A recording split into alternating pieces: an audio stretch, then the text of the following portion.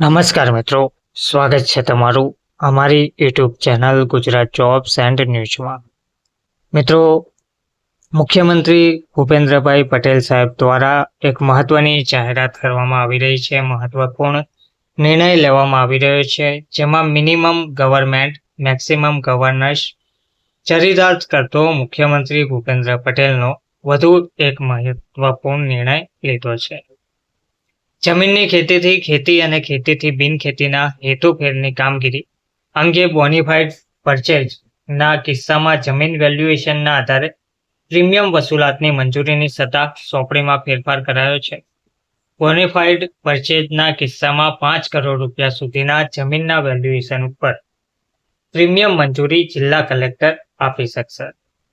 મુખ્યમંત્રી ભૂપેન્દ્ર પટેલે બોનીફાઇડ પરચેઝના કિસ્સામાં જિલ્લા અને રાજ્ય કક્ષાએ જમીનની ખેતીથી ખેતી અને ખેતીથી બિનખેતીના હેતુફેરની કામગીરીની દરખાસ્તોની મંજૂરીમાં ત્વરિતતા લાવવાનો એક મહત્વપૂર્ણ નિર્ણય કર્યો છે।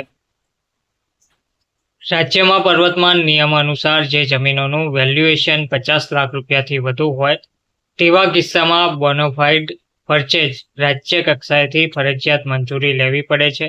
આવા પરચેઝની અરજીની વધુ સંખ્યા તેમજ તેના પરિણામે મંજૂરી પ્રક્રિયામાં વિવિધ તબક્કે અરજીઓની વિચારણામાં વ્યતીત થતો સમય નિવારવા મુખ્યમંત્રી ભૂપેન્દ્ર પટેલે સત્તા વિકેન્દ્રીકરણના હેતુસર મહત્વનો નિર્ણય કર્યો છે।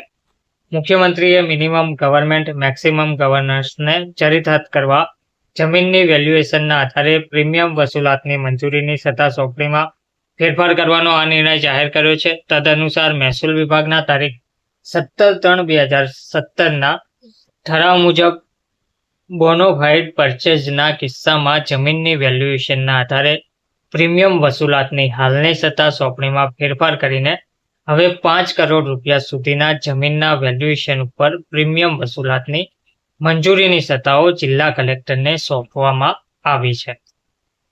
તેમજ મુખ્યમંત્રી ભૂપેન્દ્ર પટેલના આ લોકાભિમુખ નિર્ણયને પરિણામે બોનોફાઇડ પરચેઝની અરજીઓનો ઝડપથી નિકાલ થતાં સમગ્ર કાર્યવાહી વધુ વેગવંતી બનશે અને પરિણામે વિકાસ પ્રક્રિયાને પણ વેગ મળશે।